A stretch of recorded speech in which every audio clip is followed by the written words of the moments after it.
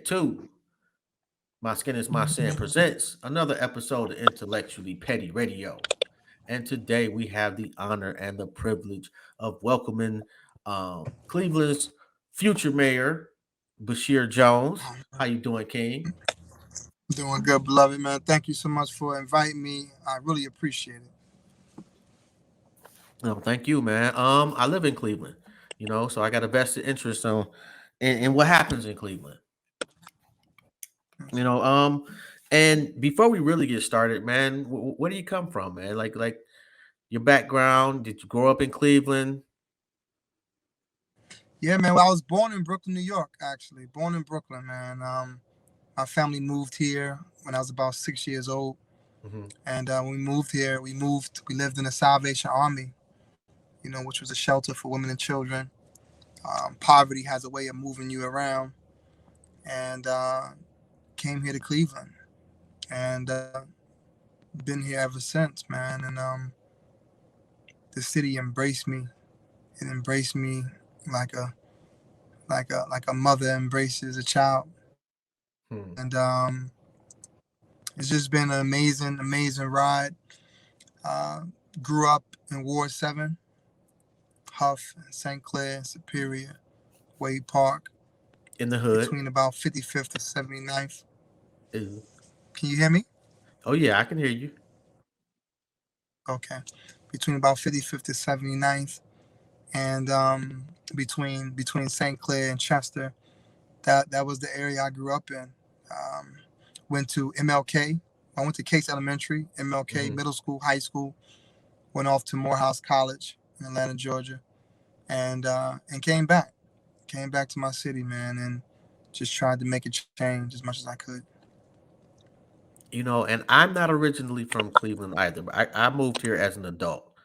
But one thing I noticed is that a lot of the brothers don't even leave the east side. So you going Mm. all the way to Morehouse, man, is like a big deal. What was the reception like when you came home after you graduated? Man, coming back home, it's interesting.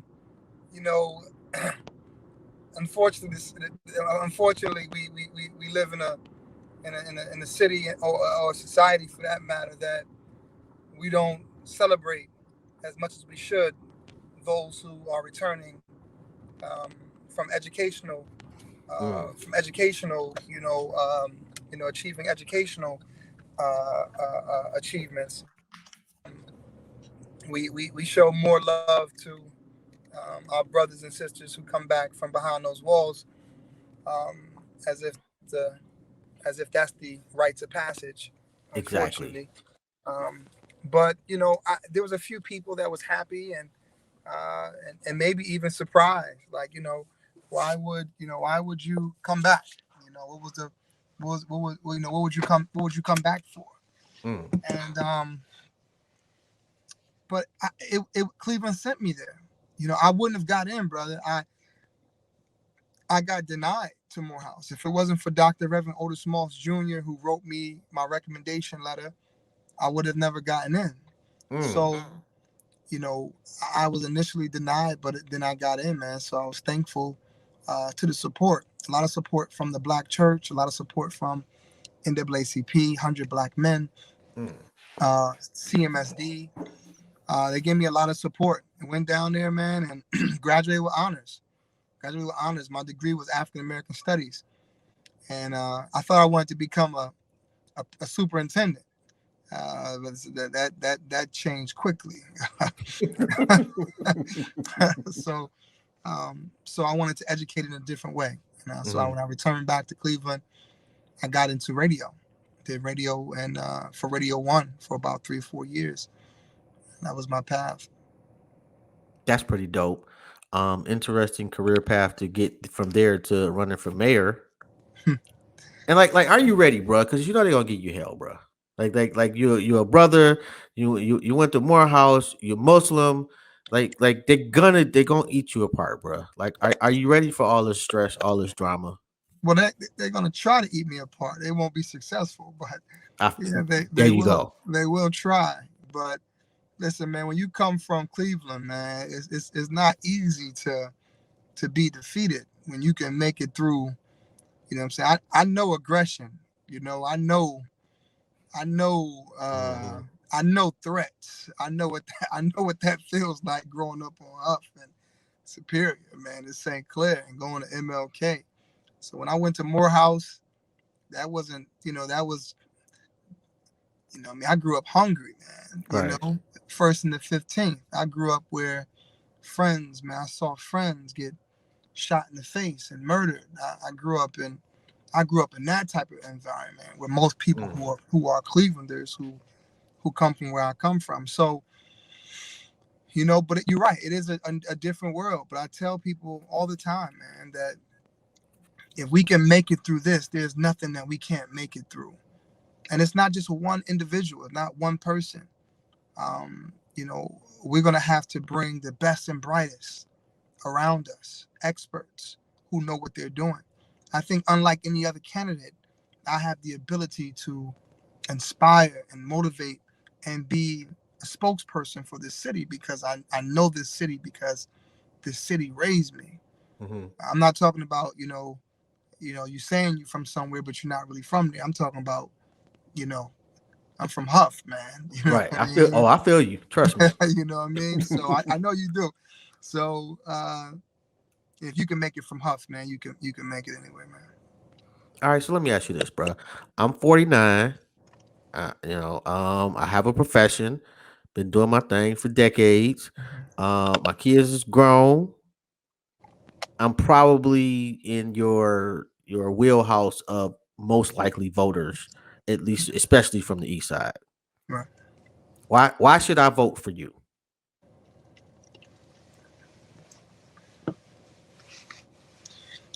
When we look at the city of Cleveland and we ask ourselves the direction that we want our city to go in, and you represent the middle generation. You are the generation in between those who are the 65 and older, which is the percentage Hmm. that are not only most likely voters, the ones that vote and Hmm. everything they vote because they understand what it means to not have the ability to vote. And then you're right in the middle, and then you have the generation under that 25 to 40, man, who don't quite get why it's important to vote. So you're right Yeah. in the balance, and I think it's really going to be on your generation, big bro, um, because Cleveland had the potential to become the greatest location in the nation, but instead it has been labeled the mistake on the lake. What are some things that we want to do, and what do we want to see accomplished? Hmm. Number one, you want to be able to have a person who has enough respect for the elders and serve the elders, but at the same time understand the vernacular and can reach the young people. Who can be that balance? You want a person who can speak to the streets and speak in that language, but at the same time has shown the ability to speak to the corporate structure that's providing the jobs. You want a person that can reach the east side and reach the west side. You want a person who understands the importance of education while at the same time understanding that some of the smartest people we had never even made it to high school. My grandmother and great grandmother. I feel You want a that. person that's from the city that understands the pain, but at the same time was able to overcome it. And I think that when people look at me, big brother, what they're going to see is if you come here in Ward 7, you're going to see what we've been able to do.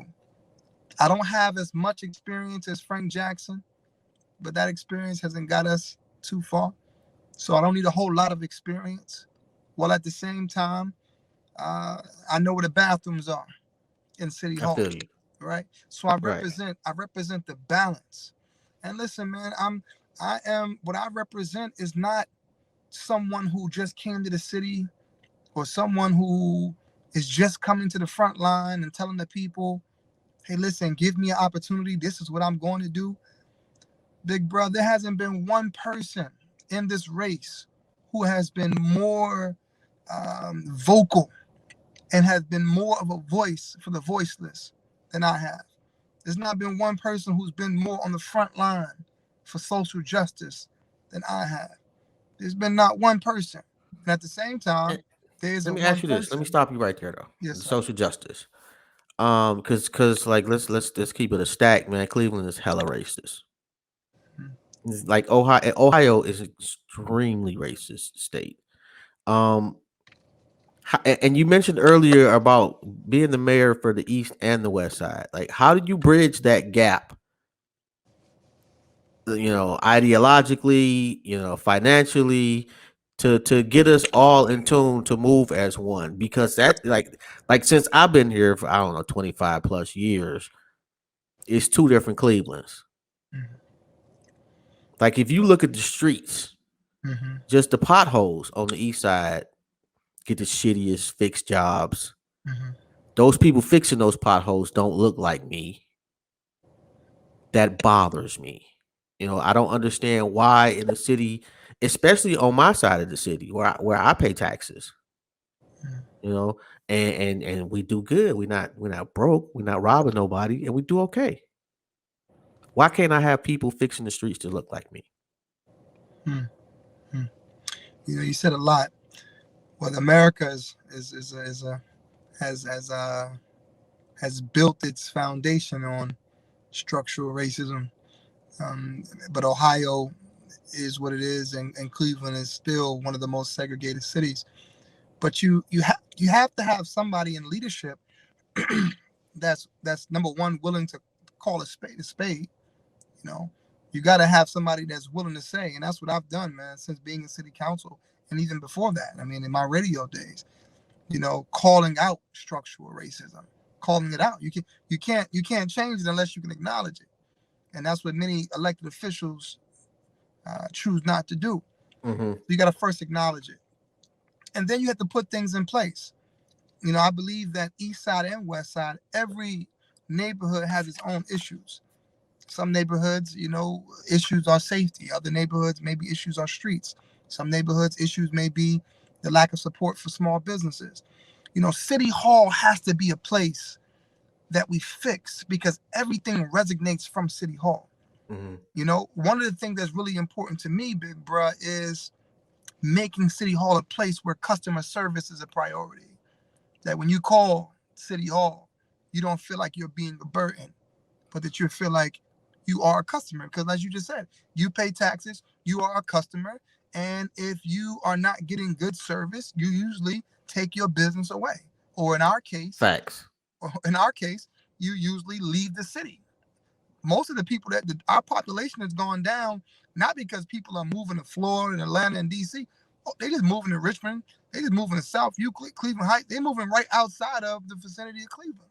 Yeah. So that's one thing. The second thing is when you talked about the streets, actually in that division of streets and trash and public works is what they call it, is where you find most African Americans. So I was really surprised to hear that you say, who's fixing those streets. But for me, more importantly than who's fixing it, is Hmm. is the job getting done? And that's my biggest issue is that you have streets that have had potholes for years, and the process of fixing the streets is very antiquated here in the city. So we got to get automated. If Progressive will have you take a picture at the damage of your car, and they can take care of it quickly, process it quickly, why can't our residents do the same thing? You take a picture of that pothole, and within this many days somebody is out there to take care of it quickly. I think that it just takes a different energy. It takes a different vision. Hmm. And it's a beautiful quote that says, you can't solve 21st century problems in an 18th century way. I believe that your generation will be the deciding factor of who will become mayor. That 45 to about 55 will be that deciding factor, I believe. I think so too. That and the Cleveland Clinic matters a lot. Mhm. Is it possible to be mayor without their nudging, so to speak? Like what I don't like. Matter of fact, let me make it a little bit more specific. What I don't like, I hate this, is the fact that the Cleveland Clinic police are allowed to police those people in the neighborhood. Hmm. who have absolutely nothing to do with the Cleveland Clinic, don't work there, and they aren't a patient. They just happen to live around the block. But those people actually can police them and give them tickets, run up in their house, the whole nine. Why is that so? Because the mayor allows it. That's why. I The hate that mayor is so much, bro. the mayor is the big listen. Cleveland is the big brother of the region. So anything that happens in this city, and even in this region for that matter, the city of Cleveland should have something to say about it. We are Fact. so overly policed in this area. Listen, you got CPD, CMSD police, CMHA police, Tenable Security, Cleveland State University police, Case Western Reserve University police, Facts. Cleveland Clinic police, University Hospital police, University police, right? East Cleveland police. I mean, just in the 5 mile radius, you probably have about 10 to 15 different police stations That's that crazy. have different police chiefs that have their own rules and regulations. So as the mayor, man, one of the first things that I would do is bring order. Hmm. Bring order. You know, no, East Cleveland, you can't just be moving through our city in that way. No, you can't do it like that. No, or uh every chief of police, we all come together. We're gonna take a seat. We're gonna create our own rules and regulations as people. And if you don't do it, then there's things that we will have to. There's other But conversations let's that we'll be have to honest, have. bro. Is it, policing in this area? Do you honestly think it's fixable? Yes, it is. Yeah. I mean, one of the first things that we plan to do, brother, is change the way that we respond to calls. I want to create a mobile crisis unit that is filled with mental health experts Hmm. and psychologists and therapists, that every time that someone calls 911, a police officer doesn't have to come out. It can be dealt with in a different way. We have to change policies. I think that there's many police officers who are great, who want to do good, who got into the force to do good. I think it's a few bad apples, just like it's a few bad apples in our community that choose to do wrong, right? But we can't paint a broad brush But see, over any. and I gotta cut you off on that one, bro, Please, because please, please. I don't want people to walk away thinking that comparison to me was not. Because I may be inclined to, like, if I see some dude shoot a 2-year-old in the head, I'm telling on that dude. I don't care You how will, you feel about you that. will, you will, but that ain't the code. Unfortunately, that ain't the code. Unfortunately, you know that better than me, though. You already know that, man. You have people in our family, in families, man, that have sexually molested boys Yeah. and girls, and we know that family history, and we haven't told on anybody. You understand? I mean, that is just not a part of our culture, unfortunately. And also, as a system, we haven't provided the protection for people to be able to anonymously, truly anonymously tell, what Yeah. crimes are being taken without a fear that repercussions will happen for them. So that's where the system comes in at. As a system, we have to do a better job of protecting our residents. Man, do we ever? And especially our elderly. For Like, sure. just it just fucking excuse my language. It's sickening, man, when you hear about something. Somebody did something to some old person. Like Yeah. I'm that old person. Like in a couple of weeks. Mhm. And not all. Not every one of these days. Brother, you When got we about old, 30, you got about 30 years, man. What you talking about? are you? I wish, bro. You got about 30 years, man. it Do you want to stop at mayor, or how high do you want to go politically? I pray, man, that the residents, this is a risk, man. I'm giving up my seat to run for, this mayor's position. It's a risk, but the people are worth the risk.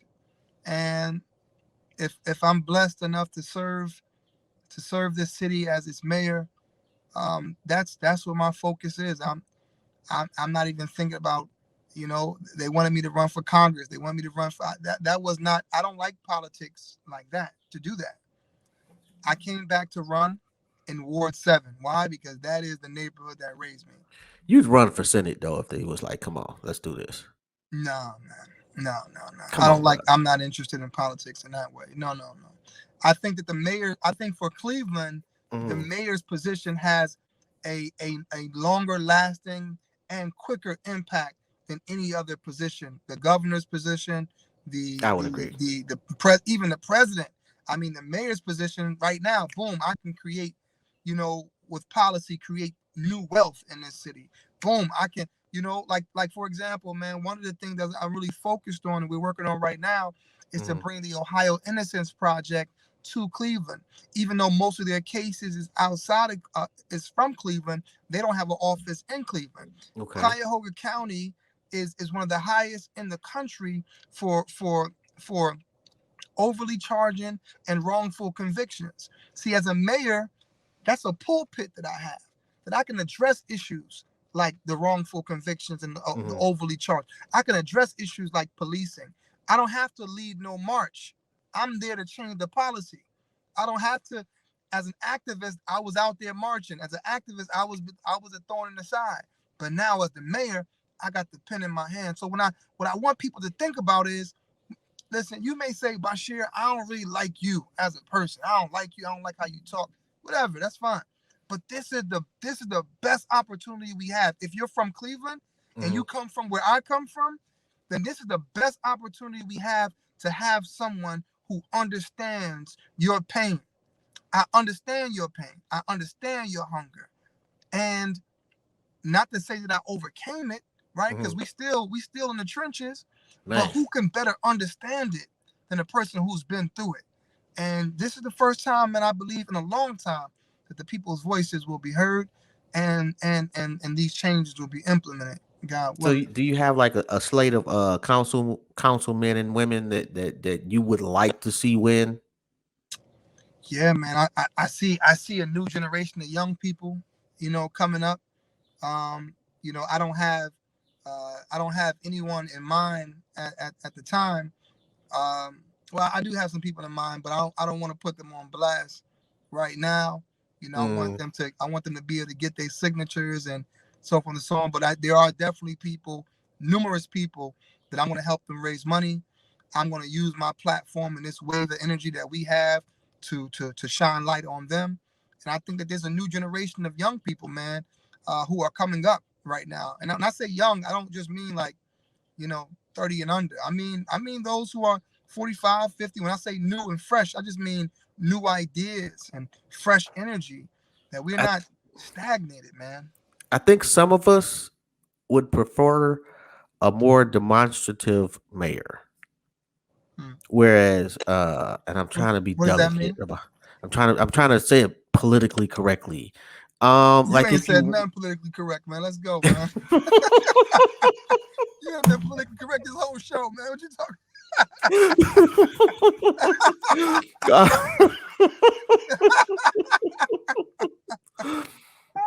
let's say an East Sider wins. Like stop trying to appease the other side, man. Just you won for a reason. Like Mhm. like kind of tired of seeing, like, especially Democrats, when they get in office is, well, how can we work with the other side? When the other dude gets in office, he's like, I don't care about your side. All right. Like Well, we want a unfortunately, little they not our teachers, man. They not our teachers, man. And we gonna still have that grit. Don't get me wrong. We going, God willing, man. If the people choose me as their servant, man, as a mayor, um, we not waiting until next year and 3 years. No, no, no, no. There's stuff that got to be done right now. We have to get City Hall together right now. We have to bring technology right now. You shouldn't have to go all the way to City Hall to get a birth certificate. We're gonna start using these recreation centers and turn them into satellite offices where you can go right to your local recreation center and get certain mm, things done instead of having to go to City Hall. And another thing is that we've been blessed to receive $511 million from the federal government. All right. And, we're getting ready within the next couple of days to get half of that. So, we're walking into some serious resources and we're going to put it to play. What I did in here in Ward 7, man, we got mm, these parks together. Listen, brother, I have got into, with the help of great organizations like Famicos and Midtown, approaching close to $500 million of investment. 4 to 5 brand new parks. You know what I'm saying? More artwork in my area than in any other part of the city. I was gonna mention that too, man. Like it's like just the and you can clearly see the red, black and green.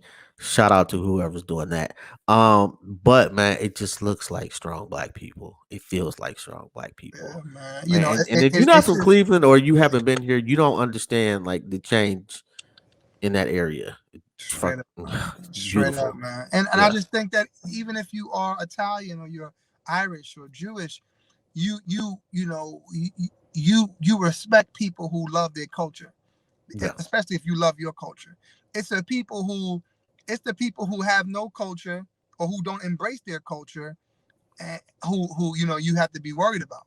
You know, I don't want the West Side, and listen, the West Side is growing African American and a large Puerto Rican population, Hispanic population.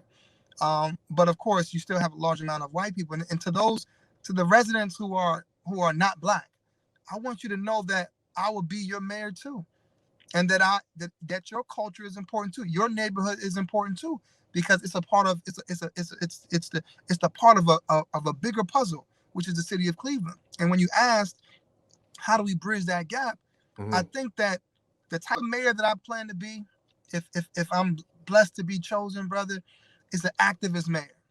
I'm not gonna be up in City Hall, man. You're gonna see me walking the streets. You you're gonna see me playing basketball with the kids. You're gonna see me in neighborhoods, knocking on doors, talking to people, not just to get their vote, but that's what I was doing when I became council. I didn't wait till election time to get out here on these streets. Ever since I've been in, I've been doing that. And that's the Hmm. same thing I want to do as mayor. That's dope. So how do you go about convincing a 70-year-old white dude on the west side of Cleveland to vote for you? Hmm. Well, it's more than his age and culture. You have to understand what his needs are. What is his needs? Okay. And then I have to be able to prove to him that based upon his needs, this is what I have done. And his needs is probably the thing that I've already been working on. But if he's a 70-year-old white man, it depends where he lives. If he lives in Tremont, his concerns are different than if he lives in Cam's Corner, right? That's facts. Maybe if he lives in a certain neighborhood, he's really upset that the city hasn't addressed his issue with streets. Well, I can show you how in Ward 7, that's a major priority for me. And look at what I've done. And this is what I plan to do. If he's in Tremont, his issue may not be streets.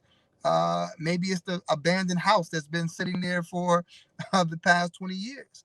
I have to be able to show him why blight is important. Just like on the east side, a Hmm. person that lives on 30th and Cedar side, her issue might be if she lives in the Cedar Estates, her issue might be that CMHA housing, is just not taking care of her, and she's been there for the past 30 years. Rather than a person who lives, let's say, in Harvard Lee, who's a homeowner, Hmm. her issue might be Yeah. safety, and the lack of police. So every person is different, every neighborhood is different, and we plan to hear the concerns of all neighborhoods, and we plan to address them for sure. I think just we want to be treated equitably, Yeah, yeah, and I think every community across the sphere should agree with that, yeah. I believe that. and justice hasn't been meted out fairly. I think we can change that. We will. We will. I don't think we put enough emphasis on judges and DAs being elected. Hmm.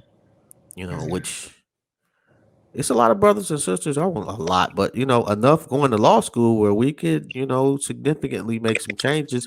And I don't know how many people it takes to elect a DA. It can't be more than like 5,000 people. Well, here we don't call them DAs. We call them the county prosecutor. But the fact remains, what you said is right on cue, and that is it goes back to the mayor. We can't have a mayor that's silent. You can't have a mayor that's not a good communicator. You have to use that pulpit, and you have to sway people. You have to inspire people. You have to motivate them. And I think that I really believe from the energy that we're receiving, Hmm. there's going to be young people that come out in this race that have never came out to vote ever before. And we're going to keep that movement going, because how I've been getting young people to get registered and get them excited. Mm-hmm. You've heard the story about Michael Sutton and Kenny Phillips, the two young brothers who had 15, they had 46 years in jail, spent 15 years only to find out that they were not guilty. They didn't commit the crime. Well, I assisted that family in showing them that the way to get to free, as I tell these young people, you want to free your Mm-hmm. guy, doing an Instagram post is not going to free him. It ain't, the judge ain't gonna look like that and say, hey, yeah, he got 10 likes on that. Let's get him out of jail. No, Man. we got to use politics to get. The politics is what's keeping him there, and politics is what's going to get him out. Mm-hmm. We need to have a county prosecutor that's not charging children as adults. We need to remove this cash bail, cash for bail. We need to remove these terrible county jail conditions. There's many things that we have to work on, but you got Mm-hmm. to understand it, man. You got to come from it, man. If you don't come from it and don't understand it, then you don't consider it to be an issue. Yeah, you look at and you're not even looking at it like that. It's just another task for you. Straight up. You know. And first off, I want to say thank you for your time and your energy, man. It Yeah. has definitely been a privilege. Shout out to Connie's son. That's my guy, Camp Cleveland. That's my Yeah. guys. Um, and good luck to you too, bro. But I got one more question, man. If you were the mayor at the time that Tamir Rice was murdered, what would you have done differently? The first thing that I would have done, and one of the things that I want to do, is create an office of grief and condolences. Hmm. There needs to be an office within our city, and when these type of tragedies happen, you know, members from my office, including myself, go and sit with that family, meet with that family, provide Mm, them resources, whether it's resources to help pay for the funeral, whether it's resources of therapists that can help them with the trauma, and also someone that's in constant contact with them, keeping communicating with them about what's happening in the case. What we mm, do here is people die, people are murdered, they're killed, and we just leave them to their own vice. They can't get in contact with the detective. They don't know yeah, what's going on. All we're doing is piling on to the trauma. If I was the mayor at that time, I would have sat down with our sister and I would have assured her that we are going to address this issue. I would not have been quiet about it. mm, I would have been very vocal. And I think the mayor, he did try his best to remove the guy who did it. He tried his best. But then the union, we have a very strong police union here that got him back on. And actually, even still right now, got him back on. That would be one of the. If we are blessed to get there, man, we will try our best to remove him. But if we want the community to feel that they are loved and appreciated, we can allow people to harm our community and be able to walk away scot free without the leader saying of the city, you know, I'm here with you, I stand with you. So as I said, listen, I'm pro justice. I'm not pro police. I'm not, you know, pro. I'm not pro police. I'm not pro community. I'm not pro anybody. I'm pro justice. So whoever is right, that's what I want to stand for. And sometimes the police is wrong, and sometimes the community is wrong. So that's why you pro justice, you stand right in the middle. And we want police officers. When we call them, we want them to come. I But want when we, police right? officers from my community. Well, I think more important than just from your community, I think that you want police officers that's from your community, which is fine. But also, uh, when you call them, you're not hoping that you call them for yourself. You know, you're not called. Yeah, You call 911. You're not calling them to end up being the one yeah. that is murdered and harmed. So, not only do we want more police officers that represent the demographic of this city, but we also want police officers of any color, just to treat the people right. And I think that will be, that's our focus.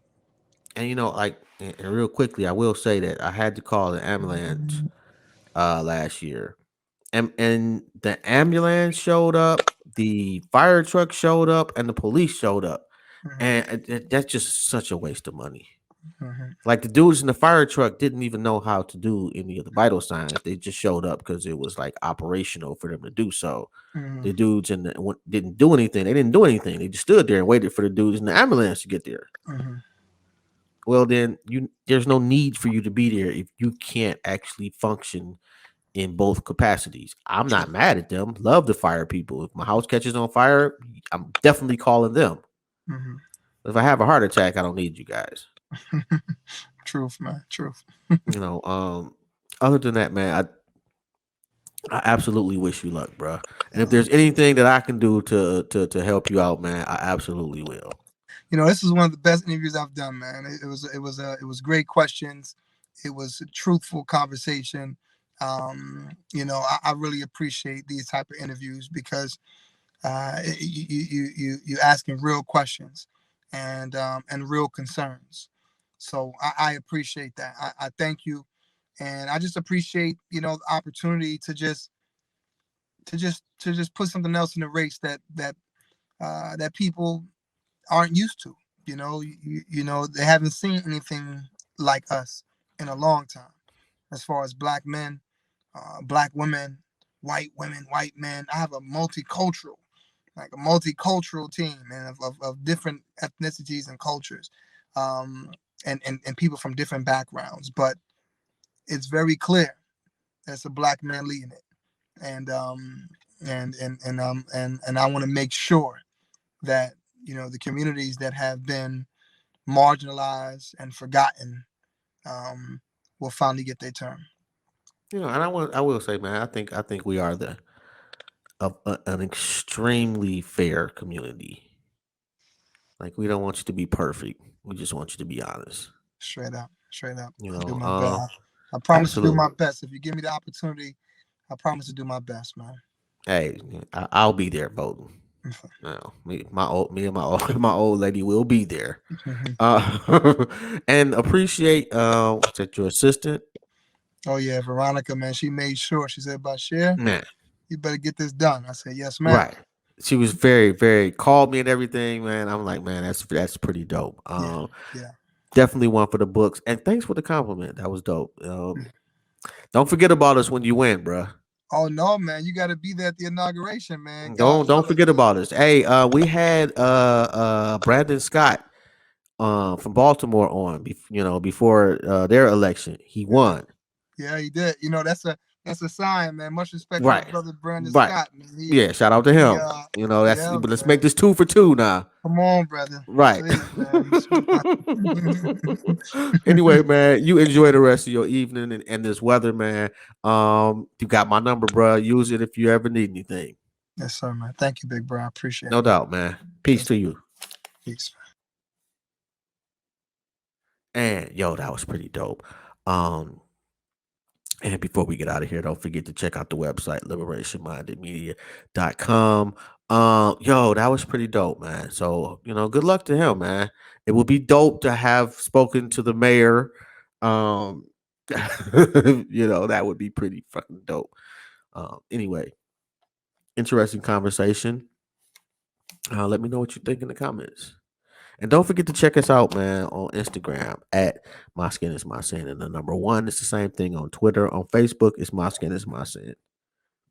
Spotify and Apple, all of that is My Skin is My Sin as well. Peace.